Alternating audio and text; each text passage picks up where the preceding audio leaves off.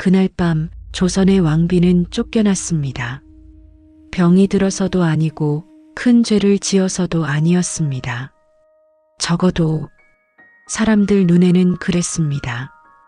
더 충격적인 건 왕비가 궁을 나간 그 자리에 곧바로 다른 여자가 들어왔다는 겁니다.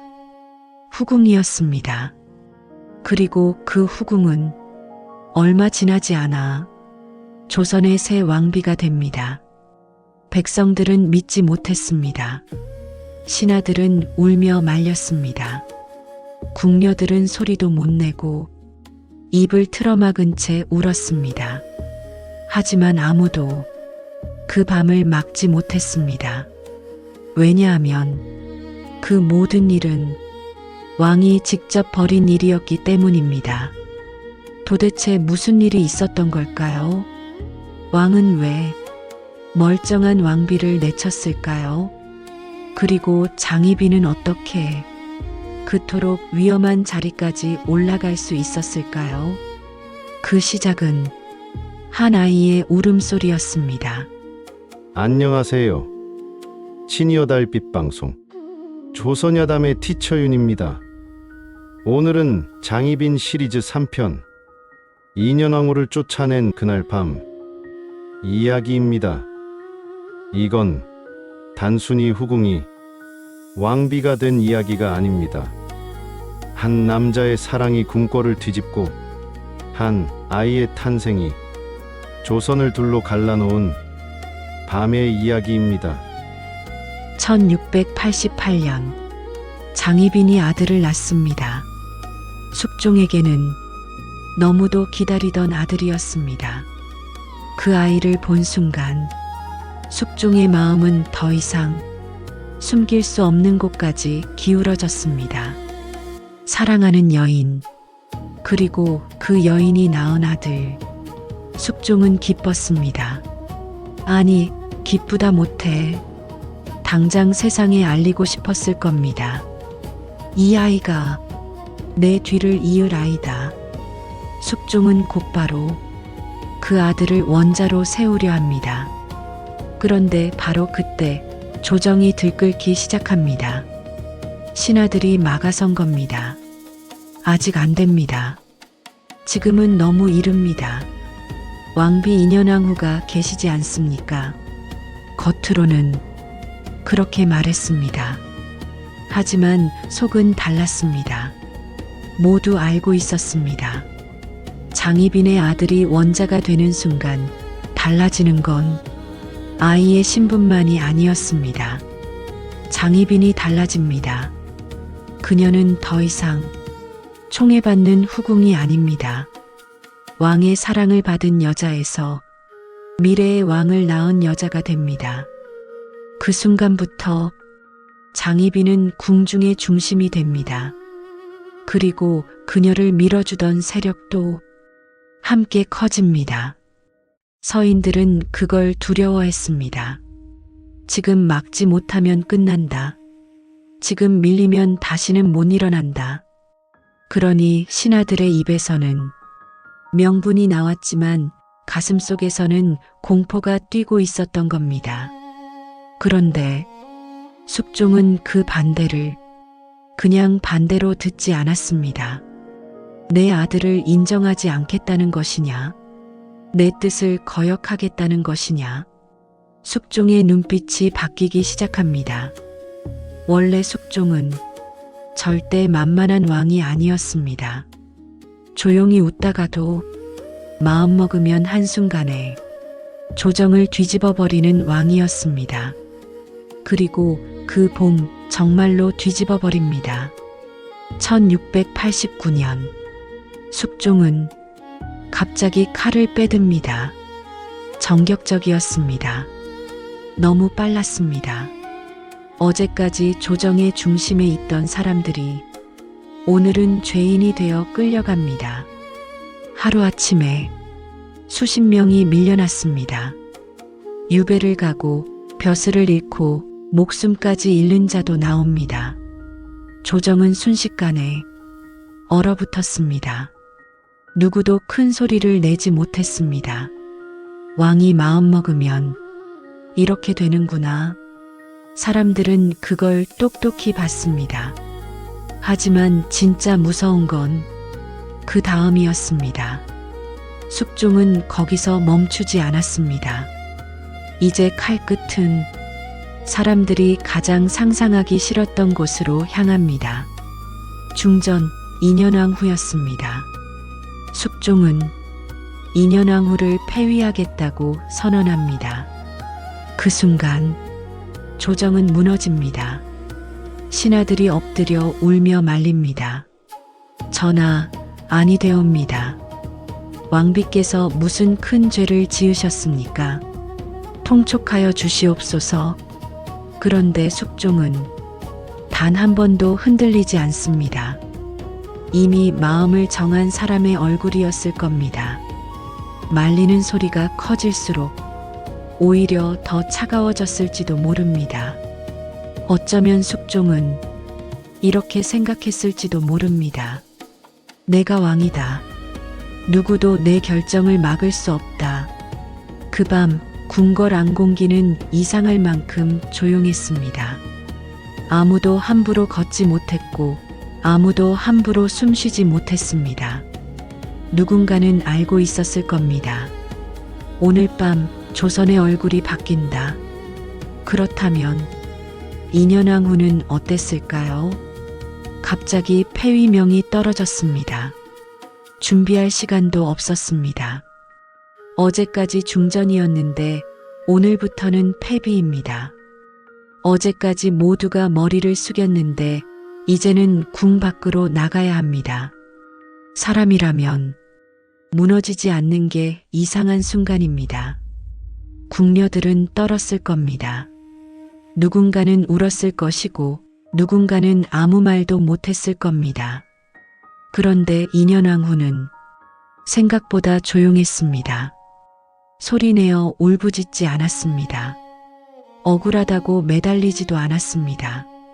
차분하게 짐을 챙겼다고 전해집니다. 그 밤 2년왕 후는 궁녀들 앞에서 이렇게 말했다고 합니다. 나는 잘못한 것이 없다. 하늘이 알 것이다. 그 한마디 짧지만 너무 무거운 말입니다. 나는 억울하다. 하지만 변명하지 않겠다. 진실은 하늘이 안다. 마지막까지 품위를 놓지 않겠다는 말처럼 들립니다. 궁녀들은 더 서럽습니다. 왕비가 무너지면 차라리 함께 울 수라도 있었을 텐데 왕비가 끝까지 담담하니 더 미어졌을 겁니다. 그래서 사람들은 소리도 못 내고 울었다고 합니다. 왕의 명령이 떨어진 밤, 큰 울음소리는 죄가 될 수 있었습니다. 입을 막고 울고 고개를 숙이고 울고 숨죽여 울었습니다. 그리고 마침내 2년왕 후가 국문을 나섭니다. 조선의 왕비가 쫓겨나듯 궁을 떠나는 순간입니다. 그 뒷모습을 보면서 얼마나 많은 사람이 속으로 무너졌을까요? 2년왕 후는 뒤를 돌아보지 않았다고 합니다. 그게 더 처절합니다. 돌아보면 미련이 남고 울면 비참해집니다. 그래서 끝내 뒤도 돌아보지 않고 걸어나갔습니다. 어쩌면 그 모습이야말로 사람들 마음속에 더 깊게 박혔는지도 모릅니다. 그리고 2년왕 후가 떠난 자리에 한 여인이 들어옵니다. 장희빈입니다.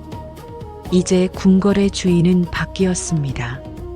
1689년 장희빈은 마침내 왕비가 됩니다. 후궁에서 왕비로 이건 단순한 승진이 아닙니다. 조선에서 가장 높고 가장 화려하고 가장 위험한 자리에 앉는 일입니다. 사람들은 수군거렸습니다.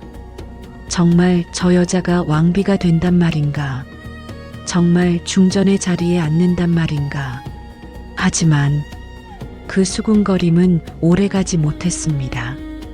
왕이 직접 세운 왕비였기 때문입니다.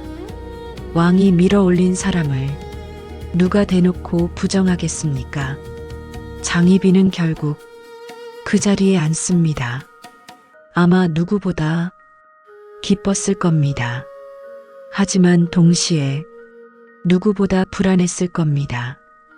왜냐하면 그 자리가 얼마나 아슬아슬한 자리인지 장희빈 자신이 제일 잘 알고 있었을 테니까요. 왕의 사랑이 만든 자리. 그 말은 곧 왕의 사랑이 식으면 흔들릴 자리라는 뜻이기도 했습니다. 게다가 장희빈은 알았습니다. 자신이 올라온 길 아래에는 너무 많은 원망이 깔려 있었습니다. 왕비가 쫓겨난 날 조선은 울었습니다. 그런데 아무도 소리를 내지 못했습니다. 왜였을까요? 그날 한양은 이상했습니다. 쫓겨난 것은 단지 한 명의 왕비가 아니었습니다. 백성들의 기준이 무너진 날이었습니다. 쫓겨난 인현왕 후 눈물 흘리는 궁녀들, 이를 악문 서인들, 말 못하고 침묵하는 백성들, 장희빈이 왕비가 되었다는 소식이 한양에 퍼지자 민심은 차갑게 식어버렸습니다. 사람들은 쉽게 받아들이지 못했습니다. 인현왕 후는 화려하지는 않았지만 인자하고 조용히 백성을 품던 왕비였습니다. 그런 사람이 단 한 번의 큰 죄도 없이 쫓겨났습니다. 이건 단순한 권력 싸움이 아니었습니다. 사람들 눈에는 정의가 무너진 순간처럼 보였습니다. 그래서 누군가는 길에서 눈물을 훔쳤고 누군가는 집 안에서 작게 한숨을 쉬었고 누군가는 입 밖에도 못 꺼내고 속으로만 분노했습니다. 왜냐하면 지금 장희빈을 욕하는 건 곧 왕을 욕하는 것과 같았기 때문입니다. 그 시대에 그건 목숨을 거는 일이었습니다. 그래서 조선은 조용했습니다. 하지만 그 조용함은 평온이 아니었습니다. 눌린 분노였습니다. 시장 바닥에서, 골목길에서 사람들은 낮은 목소리로 수군거렸습니다. 이게 말이 되냐고. 어떻게 이런 일이. 왕비를 그리워하는 눈물은 곳곳에서 흘렀습니다. 그런데 그 눈물은 단순한 슬픔이 아니었습니다. 아직 끝난 게 아니다. 돌아올 수도 있다. 그 희망이었습니다. 그리고 그 희망은 5년 뒤 현실이 됩니다. 하지만 그 순간 사람들은 하나를 깨닫습니다. 아, 지금은 왕비한 사람의 문제가 아니구나. 지금은 왕이 마음먹은 길을 아무도 막을 수 없는 시대구나.